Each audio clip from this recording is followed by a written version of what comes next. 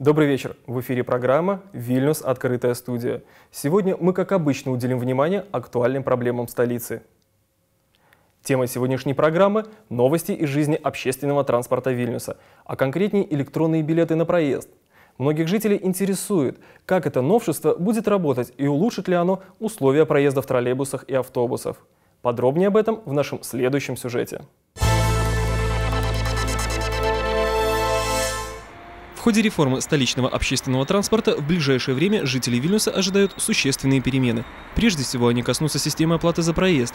С 1 января 2013 года из обихода выйдут привычные бумажные талоны. Им на смену придут электронные билеты на 30 и 60 минут. Стоимость билета на 30 минут составит 2 лита 50 центов, на 60 – 3,5 лита. Самое главное, что пассажир, который приобрел электронный билет на 30-60 минут, в течение указанного времени сможет совершить неограниченное число пересадок. И неважно, с какого вида общественного транспорта на какой – троллейбус или автобус. Меняется и порядок использования проездного. Не будет отдельных проездных на автобус и троллейбус. Проездные билеты можно будет покупать на 1, 3, 6 и даже 9 месяцев. Цена проездного на 30 календарных дней составит 110 литов. Проездной на 9 месяцев будет стоить 990 литов. Действовать новые проездные будут не с первого дня месяца, как это было раньше, а с того момента, когда их первый раз приложат к компостеру. Хоть и с недоверием, жители столицы все же положительно оценили новый вариант оплаты за проезд. Положительно. Может, и неплохо, что они появятся. Только, конечно, пенсионерам, которые не привыкли к таким вот новинкам, придется наверняка сложнее. Очень хорошая идея. Не придется больше бежать к водителю или к киоску покупать одноразовые билеты. И время экономишь, и деньги. Я хорошо оцениваю такое новшество. Электронные билеты используются во всем мире, значит, они должны появиться и у нас. Я не знаю, у меня проездной, мне кажется, что электронные билеты вовсе не нужны.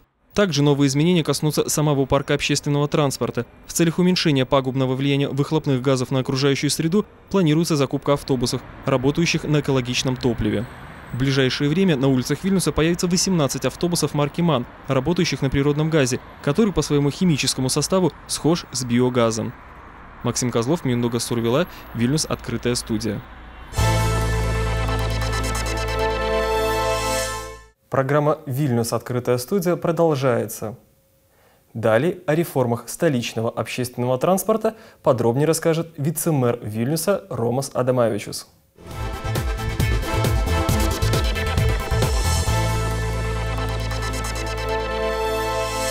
Labadiena, pane Romai. Labadiena. Vilniaus mieste grėsia didžiulės permainos transporto srityje. Viešojo transporto bilietų sistema rekonstruojama. Kokia yra šios rekonstrukcijos arba pertvarkos esmė? Gal galima būtų? Pati idėja pertvarkos yra ta, kad viešojo transporto sistema mieste turi būti vieninga, o ne tokia, kokia buvo iki šiol. Buvo atskiras autobusų parkas, atskiras troleibusų parkas, dar keleivių pervežime dalyvavo ir dar kol kas tebe dalyvauja mikroautobusų kompanijos, kurios iš viso vežioja keleivius be jokio grafiko ir ten, kur jiems buvo pelningiausiai. Bet mikroautobusų savininkai galėtų sakyti, jog ši pertvarka jį labai skaudžiai atsilieps būtent jų gyvenimo sąlygams. Na, dėja, kad ne. Tai tik iš pirmo žvilgsnio taip atrodytų. Mes jau daug kartų kalbėjome su vežėjų asociacija, prie stalo buvome susėdę ir sutarėme, kad jie galėtų eiti į viešojo transporto sistemą kaip sudedamoji dalis, dalyvauti elektroninio bilieto sistemoje taip pat ir keleivis turi turėti galimybę ir turės važiuoti tiek autobusu, tiek troleibusu, tiek mikroautobusu su tuo pačiu bilietu. Mikroautobusų kompanijas įtrauksime, kai pasibaigs sutartys, kurias jie šiuo metu turi. Pagrindinė masė jų baigsis sausio 1 dieną, todėl turime dar šiek tiek laiko. Mes šiuo metu parenginėjame maršrutų schemas, kuriuose mažos talpos transporto priemonės, kurias jie turi, galėtų dirbti. Tai yra, jie turėtų atlikti privežimo funkciją pagal sutartį su savivaldybė ir visi nuostoliai, kuriuos jie turės tuose maršrutuose, jeigu nepakaks keleivių padengti jiems sąnaudoms ir turėti minimalų pelną, tuomet savivaldybė dengs tą dalį negautų pajamų. Gerai, dabar apie konkrečius dalykus. Jeigu, tarkim, baigsis anksčiau tas laikas, nes dabargi ne pats faktas, kai buvo su talonėliu, bet laikas svarbus. Pusvalandžio, tarkim, keleiviui, tai ką jam reikia daryti? Jeigu baigsis ne dėl jo kaltės, o dėl avarijos, spūsties ar tai? Visiškai nieko nereikia daryti, likti ramiam ir nesijaudinti, nes jeigu tai bus objektyvu, jie nuo to niekada nenukentės. Turiu galvoje keleivius. Jeigu pilietis, miestietis, keleivis, žodžiu, neįvertino savo laiko reikalingo nuvykti į jam norimą vietą, remdamasis tvarkaraščiu, reiškia jisai jau kaltas, ne viešojo transporto sistema. Tada jau bus komplikacijos. Bet jeigu atsitiko avarija, atsitiko spūstys, kurios nenumatytos ir transporto priemonė vėluoja pagal grafiką, jokių komplikacijų keleiviui nebus. Bet yra įdomus klausimas. Pusvalandis, taip? O kiek minučių galima uždelsti, kad dar nebūtų... Garsiai niekam nesakykim, bet galvojam mintyse apie 5. 5 minutės, taip? Dėl 5 minučių ar ten dėl 3 minučių žudys žmonės? Dėl 3 minučių nežudys ir dėl 5 taip pat. 30 minučių keleivis įgauna teisę naudotis visomis transporto rūšimis, persėsti tiek, kiek jam reikia, žymiai patogiau. Nes iki šiol galiojantys maršrutai sudaryti principų kokiu. Jis paleistas per tas gyvenamasias vietas, kur yra daugiausia keleivių ir, tarkim, veža iš Justiniškių į Saulėtekį ir važiuoja didžiulį lanką, kuris tęsiasi 1 valandą ir 4 minutės. Tai šiuo atveju, kai mes kalbam, kad keleivis atvažiuoja iki galimo kito susikirtimo su greituoju netgi maršrutu, čia greitieji dar neįvertinti, o tiesiog paprasti maršrutai, kurie dabar yra, jis nuvažiuotų per 26 minutės persėsdamas, jam užtektų vieno bilieto. Jis su vienu bilietu nusipirkęs už 2 litus kratosi 1 valandą 4 minutės, su vienu bilietu nusipirktų už 2 litus ir 20 centų, jisai nuvažiuos per 26 minutės. Tai yra patogu ar ne? Atsakykit, čia pabrango ar nepabrango? Mes norim, kad atpigtų realiai. Dar norėčiau pridurti, kad iki šiol galiojęs mėnesinis bilietas pradėdavo galioti nuo tos dienos, kai jisai nusipirktas ir galiodavo iki mėnesio galo.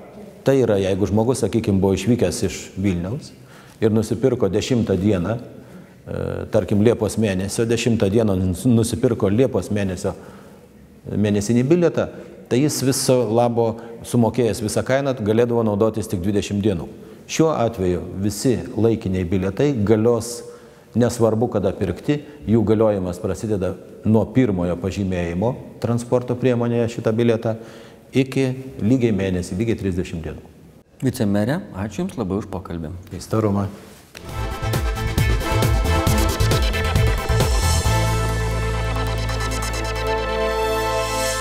Мэр столицы Артурас Зукас предлагает правительству, учреждениям ЕС и самоуправлениям учредить проект городского фонда и просит обратить внимание при формировании бюджета самоуправлений на следующий год на выводы экспертов по финансовой ситуации города. Как утверждают финансовые аналитики, одна из важнейших причин роста долга – это непродуманное распределение правительством подоходного налога граждан, вследствие чего бюджет самоуправления недополучил около 300 миллионов литов.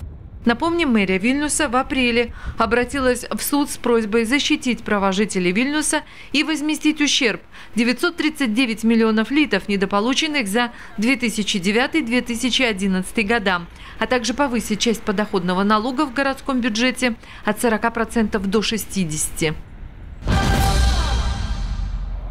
Молодожены смогут зарегистрировать свой брак в Вильнюсской ратуше каждую последнюю субботу месяца с 9 до 14 часов. В августе в ратуше планируют бракосочетаться 2 пары. По желанию молодых, молодожены и гости смогут угощаться напитками, пройти по красной ковровой дорожке. Стоимость церемонии в ратуше – 250 литов. Если же молодожены выберут другой день регистрации брака в ратуше, то цена будет уже договорная. Согласовав с администрацией все вопросы, связанные с регистрацией брака, просьбу нужно предоставить в департамент правоотдела ЗАГСа по адресу Калинаускаса, 21-1. Вильнюсское самоуправление планирует в одном из павильонов на улице Пелес у сквера Сирвидоса открыть пункт проката электророллеров. Это будет уже 6-й подобный пункт проката в столице. Торговля сувенирами из павильона будет перенесена в другое место, неподалеку от улицы Пелес. В прошлом году Вильнюс стал первым городом в Европе, который предложил гостям и жителям столицы прокат электророллеров. В настоящее время этот велосипед можно, предоставив личные документы, взять на прокат в Вильнюсском информационном туристическом центре. Первый час проката электророллера стоит 10 литов. Итак, время программы «Вильнюс. Открытая студия» подошло к концу. Увидимся ровно через неделю в то же время. С вами был Максим Козлов. До свидания.